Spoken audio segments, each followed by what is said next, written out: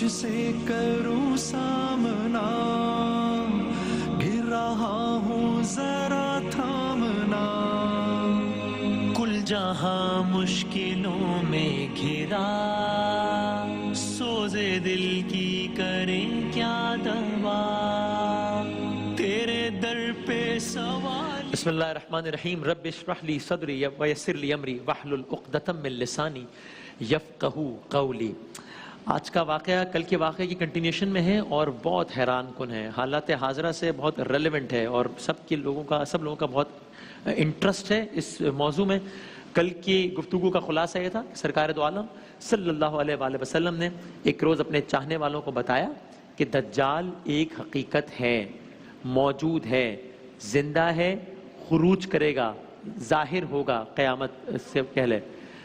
آج یہ عرض کرتے ہیں کہ دجال جب خروج کرے گا، جب آئے گا تو منظر نامہ کیا ہوگا۔ اب اس کی کریڈیبلٹی تو یہ سن کر اسٹیبلش ہو گئی نا کہ سرکار دو عالم صلی اللہ علیہ وآلہ وسلم نے بتایا اس بارے میں، اور پورا کل کا واقعہ جب نے آپ سے عرض کیا، اور ہم نے آپ نے عرض کیا کہ قسط وار سلسلے ہیں، لیکن ترتیب اس انداز سے کی ہے اگر آپ نے پچھلی قسط کو مس بھی کر دیا ہے کسی بھی وجہ سے تو بھی آپ جڑ سکتے ہیں۔ ربط اس انداز سے ہم نے بنایا ہے کہ ضروری نہیں کہ آپ نے اگر تو دجال کا خروج تو طے ہے۔ اب جب وہ خروج کرے گا تو منظر کیا ہوگا؟ صحیح احادیث کی روشنی میں، چونکہ ہر ذہن میں یہی سوال ہے، ہر فرد یہ سوچ رہا ہے کہ یہ کرونا، یہ خانہ کعبہ کا منظر، مدینہ منورہ کی یہ صورتحال، یہ بیماریاں، یہ وبا، یہ ساری مصیبتیں، کیا یہ آخری وقت ہے؟ کیا قیامت قریب ہے؟ کیا ہے؟ تو قیامت کی نشانیوں میں سے ایک اہم نشانی ہے جسے سن کر آپ حیران ہو جائیں گے۔ یہ وہ نشانی ہے جو ہمارے دور میں پوری ہو چکی ہے، پوری ہو چکی ہے۔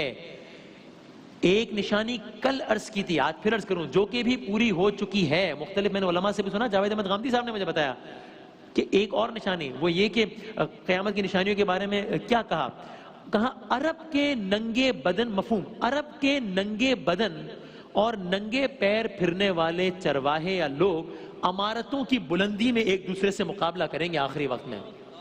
یہ مفہوم، عرب کے ننگے پیر ننگے بدن گھومنے والے لوگ عمارتوں کی بلندی میں ایک دوسرے سے مقابلہ کریں گے۔ تو آج وہ جو دنیا کا جو خطہ ہے عرب ممالک کا، دنیا کی سب سے بڑی بلند عمارت کا ہے، دوسری بڑی بلند عمارت کا، یہ سارا آپ کے ذہن میں، یہ ہمارے دور میں ہو چکا ہے۔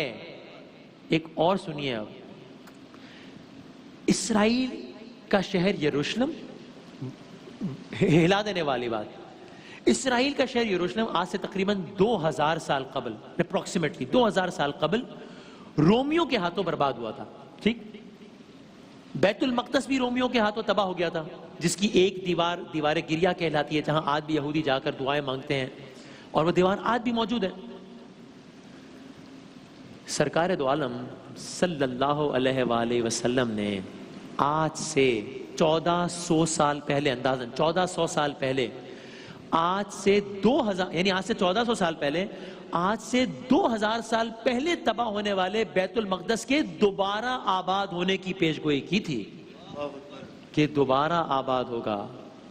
صحیح، پھر کہہ رہا ہوں، صحیح حدیث کا مفہوم سن لیجئے، کہا، سنیے اور حیران ہوئیے، کہا بیت المقدس کا آباد ہونا، کہا ایک تو کہا بیت المقدس پھر سے آباد ہوگا جو اس وقت ویران ہوا تھا 2000 سال پہلے، بیت المقدس پھر آباد ہوگا، پھر آباد ہوگا، اور آگے سنیے، کہا بیت المقدس کا آباد ہونا مدینے کے ویران ہونے کا سبب بنے گا۔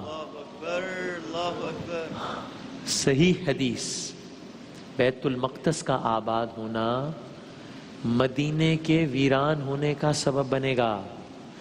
آگے کہا مدینے کا ویران ہونا جنگ عظیم کا سبب بنے گا۔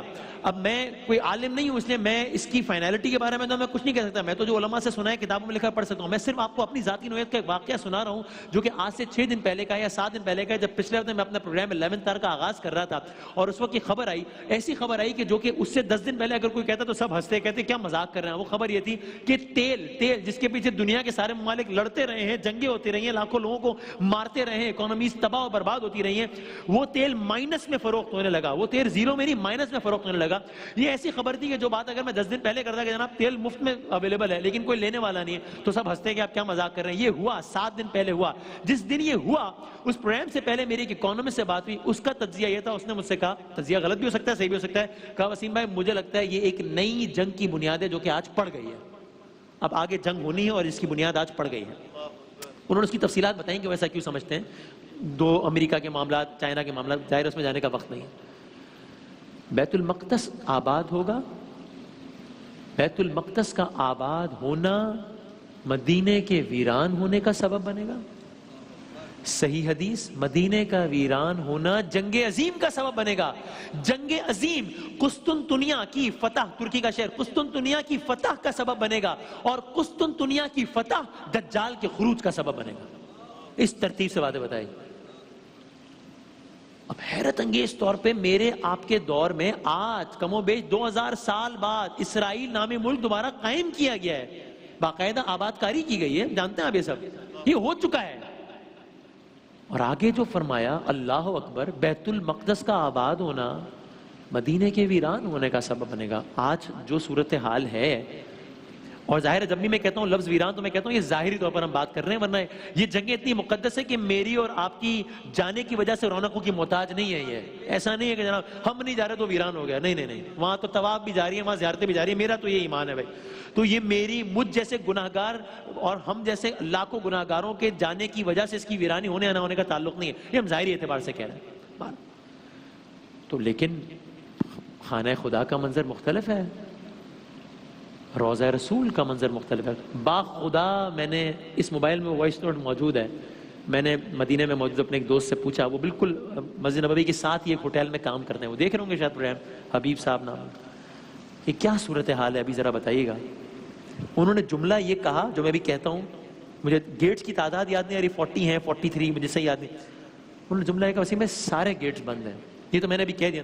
یہ جملہ اس شخص نے جس انداز سے سسکتے ہوئے اور بلکتے ہوئے کہا ہے نا, میں آپ کو بتا نہیں سکتا, کہ جیسے کوئی بچہ نہیں رو رہا ہوتا کہ سب وسیم میں سب بند ہو گیا ہے. باخدا منظر مختلف ہے.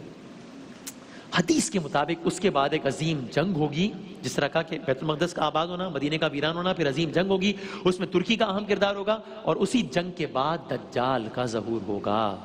دجال کا ظہور ہوگا, یعنی خروج ہوگا, ظاہر ہوگا. اب ہم نے کل حدیث میں سنا تھا کہ سرکار دو عالم صلی اللہ علیہ وآلہ وسلم نے فرمایا کہ دجال مشرق کی طرف اشارہ کیا, مشرق کی جانب کسی جزیرے میں ہے, موجود ہے, اللہ کی جانب سے قید ہے. اسی طرح سرکار دو عالم صلی اللہ علیہ وآلہ وسلم نے فرمایا کہ قسطنطنیہ جب فتح ہوگا, پھر آپ کہتے ہیں بیت المقدس آباد, مدینہ ویران, جنگ عظیم, قسطنطنیہ فتح. قسطنطنیہ جب فتح ہوگا تو اس کے صرف 7 ماہ کے اندر دجال ظاہر ہو جائے گا. 7 months, 7 ماہ کے اندر دجال ظاہر ہو جائے گا. آپ جانتے ہیں قسطنطنیہ ترکی کا شہر ہے. کل بھی عرض کی تھی کہ سرکار دو عالم نے کہا قیامت کی نشانیاں جب ایک نشانی ظاہر ہو جائے گی, مفہوم ہے مطلب روایتوں میں, کہ تو باقی نشانیاں ایسے یکا یک آنا شروع ہو جائیں گی جیسے تسبیح کا ایک دانہ گرتا ہے اور باقی دانے گرتے چلے جاتے ہیں, آتے چلے جاتے ہیں. اور اسی طرح قیامت کی نشانیوں میں سے یہ بھی بتائی گئی کہ حج رک جائے گا. حج رک جائے گا. اچھا, اب دجال, اب یہ دجال کا فتنہ کتنا بڑا فتنہ ہے, اس کا اندازہ کرنے کے لیے آپ سے بھی سنیے. سرکار دو عالم صلی اللہ علیہ وآلہ وسلم کی حدیث کا مفہوم, بھائی یہ اس سے زیادہ مستند حوالہ تو کوئی نہیں ہے نا, کتنا بڑا فتنہ ہوگا سن لیجئے. سرکار فرماتے ہیں آدم علیہ السلام سے لے کر اب تک جتنے بڑے بڑے واقعات ہوئے دنیا میں, آدم علیہ السلام سے لے کے اب تک جتنے بڑے بڑے فتنے واقع ہوئے دنیا, بھائی پوری دنیا کی بات ہو رہی ہے, ہزاروں سال پہلے کی بات ہو رہی ہے, کون سا فتنہ ہے جو نہیں ہوا ہوگا؟ بھائی نے بھائی کو مارا ہوگا, قومیں قتل ہوئی, کیمیکل ویپنز پھینکے گئے, بچوں کو مارا گیا, گلے کاٹے گئے, کیا ظلم ہے جو نہیں ہوا, کیا فتنہ ہے جو برپا نہیں ہوا؟ سرکار کہتے ہیں آدم علیہ السلام سے لے کر آج تک اب تک جتنے بڑے واقعات اور فتنے برپا ہوئے, دجال سے بڑا فتنہ کوئی نہیں ہوگا. اتنا بڑا فتنہ, اس کی آپ میگنیمٹی کا, اس کے والیوم کا تو اندازہ کیجئے, اتنا بڑا فتنہ. یعنی یہ کوئی خطیب نہیں ہے جو جوش خطابت میں کہہ دے کہ بھائی سارے فتنے ایک طرف اور یہ فتنہ ہے تو نہیں, بھائی یہ فرما رہے ہیں. اور کہا وہ اللہ وہ خدائی دعوے دار ہوگا, وہ خدا, زبان بھی کہتے ہوئے لڑکھڑا, خدا ہونے کا دعویٰ کرے گا. اور وہ کس انداز سے دعویٰ کرے گا، کیسے دلائل پیش کرے گا، کیسا نقشہ دکھائے گا، کیا کرے گا لوگوں کے ساتھ. صرف ایسے نہیں کہ ایک شخص ہوگا جو خدا کا دعویٰ کر دے گا، نہیں، وہ پریکٹیکل ڈیمانسٹریشن کرے گا بہت ساری چیزوں کی. حیران کن ہے وہ سننا. اور سنیے گا. اچھا، اب بڑی آبویس سی بات ہے کہ ذہن میں سوال ہی آتا ہے کہ مفتی سہیل حمدی صاحب بھی عرض کر رہے تھے کہ دجال کا حلیہ کیسے ہوگا. یہ بھی بڑی آبویس سی بات ہے نا، ذہن میں آتا ہے کہ کیسا لگے گا دجال. اس حوالے سے بھی بہت ساری روایات مشہور ہیں. دجال نظر کیسا آئے گا؟ کوشش کرتے ہیں کہ حدیث کے مفہوم کے مطابق دجال کے بارے میں جو بتایا گیا عرض کریں. دجال کہا جوان ہوگا، بال گھنگریالے ہوں گے، اور سب سے اہم نشانی اس کی یہ بتائی کہ اس کی الٹی آنکھ. ظاہر ہے بہت ساری روایات ہیں، ہم نے سب کا مجموعہ کیا ہے جتنا بتانے میں گنجائش تھی. سب سے اہم نشانی یہ کہ اس کی الٹی آنکھ کانی ہوگی اور اس کی آنکھ انگور کی طرح باہر نکلی ہوئی ہوگی. ماتھے پر ظاہر کم و بیش یہی روایت، ماتھے پر یعنی الٹی آنکھ کانی ہوگی، آنکھ انگور کی طرح ہوگی. ماتھے پر کاف فے رے تحریر، کاف فے رے کافر. جسمانی طور پر بڑا لہیم شہیم ہوگا. کل بھی عرض کیا، جسمانی بڑا لہیم شہیم ہوگا. اس کی جسامت ایسی ہوگی جو عام انسان، کسی بھی عام انسان کی نہیں ہوگی. جسم پر کثرت سے بال ہوں گے. اب یہ اس انداز کا ہوگا بظاہر. اچھا، یہ تو اپیرنس کی بات ہو گئی. اب لازم ہے کہ ہمیں یہ بھی معلوم ہو کہ وہ ابھی مشرق کے کسی جزیرے میں قید ہے، ذرا سرکار دو عالم نے فرمایا تھا. لیکن خروج کس علاقے سے کرے گا؟ ظاہر کس علاقے سے ہوگا؟ اس بارے میں یہ بتایا. احادیث میں آتا ہے کہ وہ شام اور عراق کے درمیان کسی علاقے سے ظاہر ہو کر اعلان دجالیت کرے گا. شام اور عراق کے کسی درمیانی علاقے سے. لیکن مزید حیران کن بات یہ ہے کہ یہ شخص یا یہ دجال اکیلا ظاہر نہیں ہوگا. اس کے ساتھ 70,000 افراد کا لشکر ہوگا. کچھ روایات میں نے پڑھا 70 لاکھ تک کا لشکر. میں نے کہا ظاہر مختلف روایات ہیں. 70,000 یا کچھ روایت میں 7 ملین تک کا لشکر بتایا گیا. 70 لاکھ. اب اگین اس کی والیوم کا تو اندازہ کریں، اس کی میگنیمٹی کا تو اندازہ کریں. یہ ہزاروں یا لاکھوں لوگ کون ہوں گے؟ اس کے پیروکار ہوں گے. ان کی ایک خاص پہچان ہوگی، گھلیا بتایا گیا، کالی چادریں اوڑے ہوئے ہوں گے. اور کیا کرے گا؟ اب دجال جب خروج کرے گا مختلف علاقے فتح کرتا چلا جائے گا. ایک علاقہ فتح کرے گا، جس قریے میں چاہے گا جائے گا، جس بستی میں چاہے گا جائے گا، جہاں جائے گا فتح کرے گا. پہلے یہ علاقہ فتح کیا، پھر وہ علاقہ فتح کیا، یہاں جائے گا، وہاں جائے گا، تباہی پھیرے گا. یہاں تک کہ جب وہ مکے میں پہنچے گا، جب وہ مدینے میں پہنچے گا، تو وہاں اس کا راستہ روکنے کے لیے انسان نہیں ہوں گے، فرشتے ہاتھوں میں تلوار لیے آئیں گے اور اس کو اس قدر مجبور کر دیں گے کہ وہ ان 2 مقدس شہروں میں داخل نہیں ہو سکے گا، بلکہ مدینے کے قرب و جوار میں ایک مقام پر قیام کرے گا. یہ مقام بھی بتایا گیا کہ اندازاً کہاں ہوگا. یہ مقام تقریباً احد کے پہاڑ کے پیچھے ہوگا. لیکن فرشتے اس کو وہاں بھی قیام نہیں کرنے دیں گے، بلکہ اس کو دھکیلتے ہوئے واپس شام کی طرف پلٹا دیں گے. 2 ایکسیپشن ہوں گی صرف، مکہ مدینہ. اس کے علاوہ بظاہر پوری دنیا اس کی دسترس میں ہوگی. دنیا دسترس میں ہوگی سوائے مکہ اور مدینہ کے. تو اب اگلا سوال یہ ذہن میں آتا ہے کہ یہ سارا کچھ جو سینیریو ہوگا، جو دل ہلا دینے والا منظر ہے، یہ کب تک جاری رہے گا؟ یہ کتنا عرصہ یہ دجال اپنا فتنہ برپا کرتا رہے گا؟ کب تک ایسے چلتا رہے گا؟ حدیث کے مطابق مفہوم، دجال جب نکلے گا نا تو اس وقت زمانہ بدل جائے گا. میں نے ویسے بھی علماء کرام سے سنا ہے کہ جس طرح قیامت کا ایک دن جو ہے وہ اتنے 1000 سالوں پر ہوگا، وہ ڈیفینیشن ہی چینج ہو جائے گی، دن کی، ساعت کی، لمحے کی، گھنٹے کی، سیکنڈ کی. دجال جب نکلے گا زمانہ بدل جائے گا. وہ 40 دن تک رہے گا. 40 ڈیز کا فگر ہے، 40 دن تک رہے گا. لیکن حیرت انگیز طور پر اس کا ایک دن 1 سال کے برابر ہوگا. ایک دن 1 سال کے برابر ہوگا، دوسرا دن 1 ہفتے کے برابر ہوگا. اس انداز سے کیلکولیشنز ہیں. تو اندازہ تقریباً ڈیوریشن کا یہ. پھر اس کو حاصل اختیارات کے مطابق، اب آپ ظاہر ہے جو کچھ ہوتا ہے خداوند تعالیٰ نہ چاہے تو ظاہر ہے کچھ بھی نہیں ہو سکتا ہے. تو ہمارا ایمان عقیدہ ہے، کہنے کی بات ہی نہیں ہے. اور ہر کام اللہ جانتا ہے کہ اس کے پیچھے کیا مسئلہ ہے. لیکن بظاہر دجال کو اتنی قوت حاصل ہوگی، بظاہر دجال کو اتنی طاقت حاصل ہوگی کہ وہ حکم کرے گا تو بارشیں ہونا شروع ہو جائیں گی. بھائی وہ جس زمین کو حکم کرے گا وہاں سے غلہ اگنا شروع ہو جائے گا. وہ اپنی یعنی یہ ہوگا کہ وہ جو اس کے پیروکار ہوں گے وہ اپنے پیروی کرنے والوں پر بارشیں برسائے گا کہ ہر طرف ہریالی ہریالی ہو جائے گی. اور صرف یہی نہیں, جو اس پر ایمان نہیں لائیں گے, جو اس کے منکر ہوں گے, جو اس کا انکار کریں گے, جس کو اپنا رب نہیں مانیں گے, ان پر قحط نازل کرے گا, ان کو مجبور کرے گا کہ اس پر ایمان لائیں.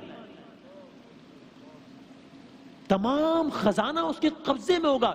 جس خزانے کو حکم دے گا وہ اس کے ساتھ اس کے پیچھے چل پڑے گا. یعنی دنیا کی دولت اس کے قبضے میں ہوگی.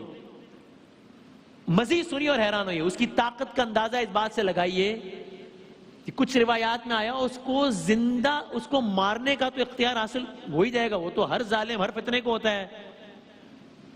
کہا اس کو زندہ کرنے کا اختیار حاصل ہو جائے گا, زندہ کرنے کا اختیار حاصل ہو جائے گا مارنے کے ساتھ ساتھ. اور بس وقت بتانے ختم ہو رہا ہے تو میں آج کی گفتگو صرف یہاں پہ تمام کروں.